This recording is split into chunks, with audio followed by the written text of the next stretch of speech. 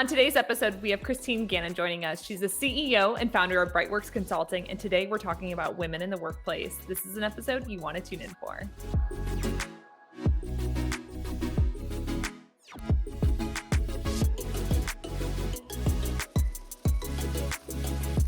Christine, thanks so much for being here today. Thank you for having me, Lindsay. Excited to be here. This is a conversation I've been looking forward to as diversity, equity, and inclusion has been a hot topic in 2020, and I think is here to stay as, top of mind and leading in the forefront for a lot of businesses in 2021. I know you've done a lot of research in this space, and so before we kick off that really important conversation, would you mind just sharing with our listeners a little bit more about who you are and why you're so passionate about this specific topic? Absolutely. So, again, Christine Gannon, I am the CEO of Brightworks Consulting. We're a management consulting firm in the Valley since 2007, and we work in the public and private sector. And last year, as a part of an impetus from a colleague at ASU, we launched a foundation specifically focused on equity in the workplace for women. We have done a tremendous amount of research, but the impetus came because we have been colleagues in the community for 30 years. And while she's at ASU now, we worked together initially in Phoenix downtown at Bank One. And we were having this conversation many years ago saying, what does it take for women to get into the C suite? And that launched us into a whole research project to try and figure out why are we in 2020 still having this same conversation that we had so many years ago. And so we embarked upon research, but the impetus and the passion are really around what does it take? Some countries, some companies, some organizations have figured this out and they do it really well. And we've captured those best practices.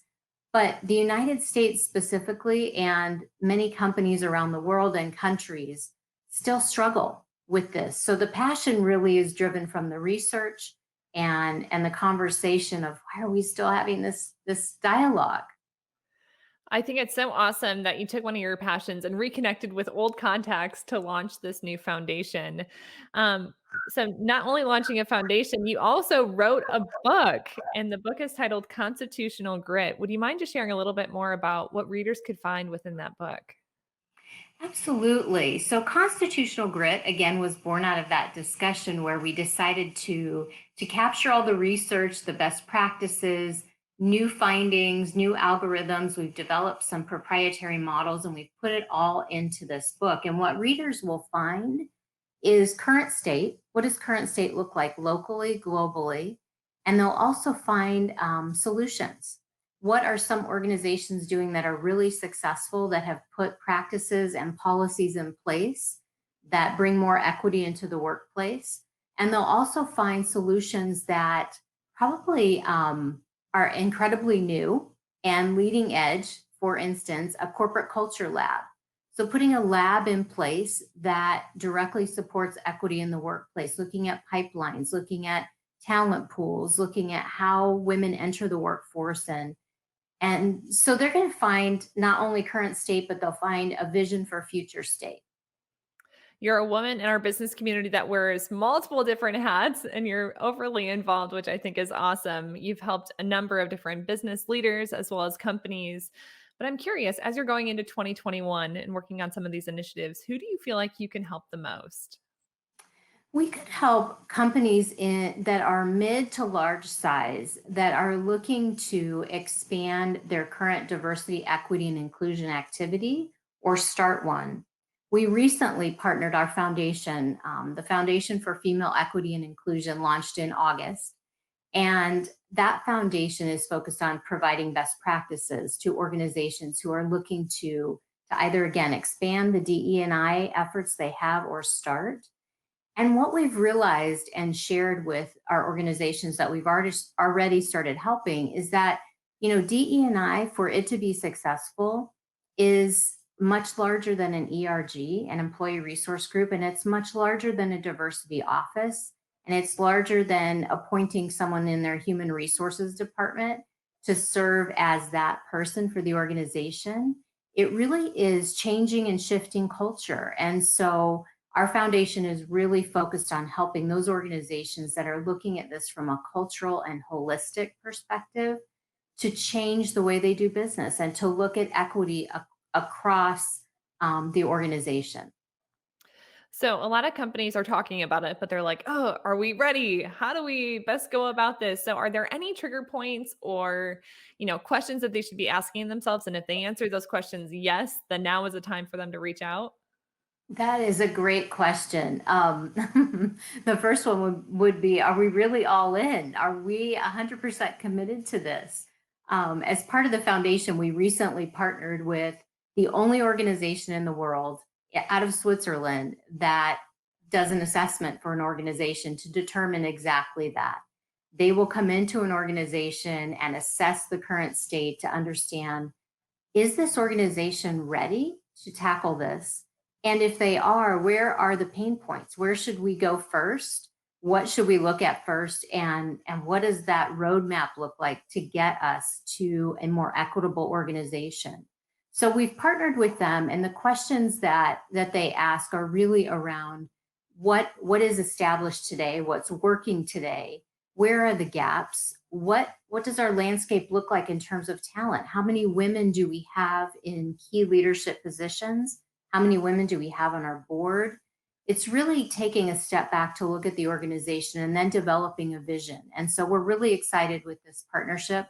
It's a certification that companies like L'Oreal and SAP have, and they continue to keep it updated in terms of creating equity in their workplace. I know you read a number of books and blogs and go to conferences and listen to webinars to consume as much information as possible. So, are there any additional great tools or resources that relate specifically to diversity, equity, and inclusion that you would encourage our listeners to look into?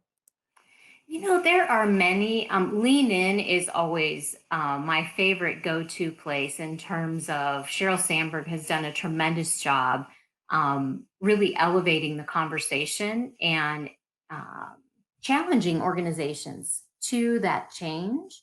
Angela Duckworth is always a favorite in terms of her book around grit and really was a large part of our research in terms of what does it take for women to attain the executive leadership position, but also we bounced off of that and launched from that point in terms of individual grit into corporate grit. And so I would say our book is a great resource in terms of understanding more information and more around how a corporation can change and what it takes for a corporation to change.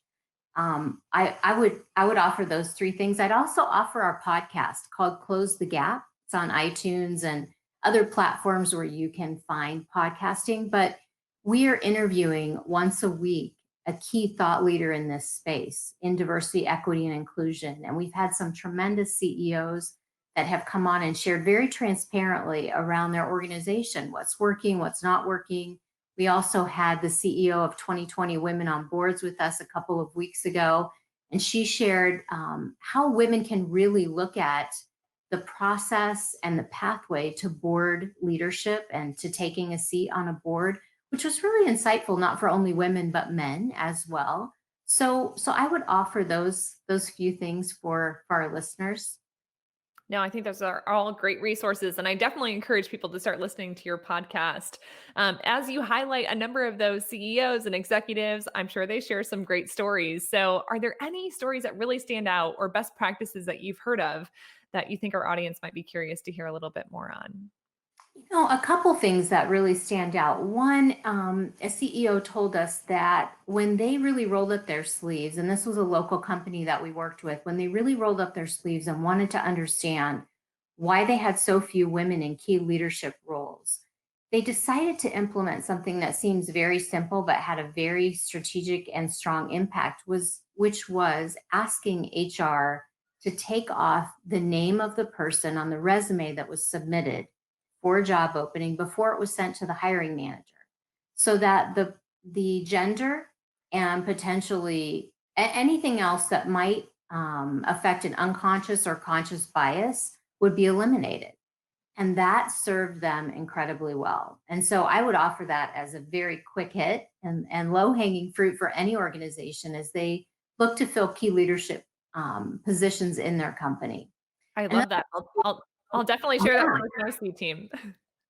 yeah. Other stories are really around companies testing and trying out equity solutions and having things that really went well and things that didn't go so well. Um, really understanding their talent pool is always a great place for organizations, and they've shared tremendous stories on our podcast in terms of we had no idea that we had this many women and this many talented women in our talent pool ready to take that next step. I think everyone's seen the statistic recently that since the start of COVID, 2.2 million women have left the workplace and have left the workforce because of the responsibilities at home. So in 2020, women still carry the load in terms of childcare and arranging for childcare and potentially um, parents that are aging and may have issues, as well as all of those household things. So really, this is going to be an opportunity as we roll into 2021 and moving ahead, depending on what happens with COVID. How do we re-engage these women? And so I think tremendous stories will come out of that in terms of companies getting very creative and maybe really addressing some of the bias that comes with women who are working moms, who are working grandmothers, who are taking care of multiple responsibilities, but still doing their job incredibly well. So I would say I think more stories are coming and more creative stories around how businesses will respond to this. We need women in the workforce. I completely agree, and to be honest, I didn't know what that number looked like. I didn't know how many women had left the workforce. What I have heard about are women that are trying to get back into the workplace, and they're struggling because, there is that gap on their resume. So there's been a couple years that they took some time off to take care of things at home, but now they're ready to get back to work. So, any advice do you have for either the companies or for those individuals, pursuing their next career opportunity to help them with getting that next job? This is really part of a cultural shift that needs to happen first for the company to really look at the responsibilities. If a woman takes time to take care of other responsibilities, she's using some, if not all, of those same skill sets that she's used in the workplace in terms of leading and planning and directing and coaching and all of those same activities. She may just be doing it in a different environment. So my first recommendation would be to companies to really look at the talent skill set that existed before the woman left the workforce and now coming back into the workforce. She may be bringing even expanded skills that she had to learn taking leave. And for women, I would really ask them to look at the responsibilities that they're taking on if they've left the workforce and they're now re-entering. Are those responsibilities directly tied to similar roles they might take on in the workplace, like leadership, like management, like coaching, like planning? I would also really encourage women to look at education. There are so many opportunities to upskill and reskill right now, not only in our community, but nationwide, globally. Everything's online virtually right now, as we know. I would really encourage them to take a look at education, to upskill, and to keep current with what's happening in the workforce. That's some really great advice. So, for those individuals that are feeling a little stuck, 2020 has put a damper on things. It has a lot of us feeling, so many different emotions. And we're looking at our careers thinking, oh, I don't even know what the next thing or what the next thing in my career will even look like. They're having a hard time with their career road mapping. So, to help them with getting back on track and to think, long term about their career, do you have any advice in that space? I think a lot of us have done a reset this year, given just this tremendous reswizzle, I'll call it, in terms of people have lost their jobs. People have taken maybe a pay cut. So many have been furloughed for months in terms of the environment that we're in. And it's causing people to take a step back to really understand what's most important to me. And so I would offer two things. One, to work with a coach to really understand what's your vision? What's your vision and has that shifted? Potentially pre COVID, It was one pathway that was set up and you knew where you were headed. But now with COVID, maybe things have changed based on the sector or the career that you're in. And so I would say working with a coach or a mentor is so key. I don't know that I know that I would not have accomplished anything without coaches and mentors in my life. And so I would recommend working with a coach and a mentor. The other thing that I would recommend, and I'm really not shamelessly promoting this, but we wrote a second book called Women Executive Grit.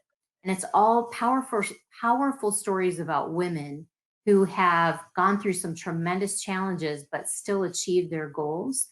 And they're only interviews. So this book is only interviews with women, mostly local, honestly. We have a few that are national, but mostly local women like Deborah Bateman that we all know and love, and other women in the workforce who have overcome tremendous hurdles, whether it was the economy or a personal decision, and maybe have shifted their careers. So I would encourage coaching, mentorship, as well as reading about other women who have done similar things. Yeah, I agree. Coaching has been transformational for me. And a lot of people are like, oh, life has to be good for you. There's nothing else that you have to work on improving. And the one thing I think a lot of individuals don't realize is nothing has to be broken to ask for help or to go through that coaching process. Life could just be a little bit better. So if we continue to work on ourselves, I think there's lots of great opportunities there. So as you look forward in 2021, what are you most excited about? What big initiatives will your team be working on? I'm really excited about this initiative and this partnership with the organization out of Switzerland in terms of working with companies who want to be certified as equitable. I'm really looking forward to that. There are so many companies that have come forward and asked for support and help, and an assessment is their first place to start. So I'm really looking forward to that. I'm also looking forward to the corporate council that we're launching in February. So we're launching a council on female equity and inclusion. And we've had several companies like UPS and Bank of America and other companies come forward and ask to be a part of this corporate council, which will look at best practices. So companies will bring their best practices to the table. They'll share them with other companies. It's a chance for companies to really be transparent with one another, not giving away any store secrets obviously, but really helping one another to solve for this. And as you said earlier in this conversation, 2020 has put a spotlight on so many things that were brewing and really brewing without action. And now that we have that opportunity and things have come more into the light, companies are really looking for ways to solve and not just talk, to really put action behind the awareness. We've had awareness for so many years and people are very aware of the issues, but the action hasn't moved the needle tremendously. And so I'm really looking forward to activities that are coming up for us and our foundation related to moving the needle for companies, for our country, and potentially companies that are outside of our country that are looking to improve. Now you had mentioned, going through that assessment process and that's the first step, right before you get started. But aside from that, what does working with you and your team look like? It's really sitting down to have a conversation at the beginning, looking at the assessment results and really prioritizing for the company what do they want to tackle first. We really can't boil the ocean or solve world peace in a week or 6 months because these problems are systemic, right? They've been there for 100 years. Women earned the right to vote in 1920. And we're here in 2020, 100 years later, with only 7.4% of women taking seats on the Fortune 500 CEO list. So we have a ways to go. And so really level setting with companies where they're at today. This is what current state looks like, and then prioritizing where they want to go tomorrow and tackling the low hanging fruit. So we have a team of very qualified consultants that work with companies to help them create a roadmap that's not only strategic and tactical, but fun in the process and really works to shift the culture. Yeah, I think that gives everybody something to think about as they're putting together their budgets and planning for 2021. So, for those individuals that want to learn a little bit more, what's the best way for them to find you or find out more information about the initiatives that you're leading? They would just go to the foundation website. There's a place to engage us at www.tffei.org. It's the Foundation for Female Equity and Inclusion. And a big shout out to the Tony Felice Agency, who developed such an amazing site for us to work from.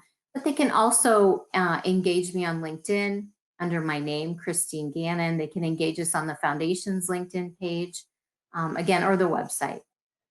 Wonderful. Well, you've given everybody a lot to think about. I know A to Z BizLink is passionate about diversity, equity, and inclusion, and therefore the reason why we're launching our own event series in 2021 focus on that specific initiative and helping women to find more opportunities within the C-suite. Of course, that hits home for me because I do have the wonderful opportunity of having a seat at the table for that. So, whatever we can do, either Christine or I, we're happy to be resources here in the business community. But, Christine, I really appreciate you taking the time to be with us today. As we look to wrap up this conversation, is there anything that you'd like to leave our audience with?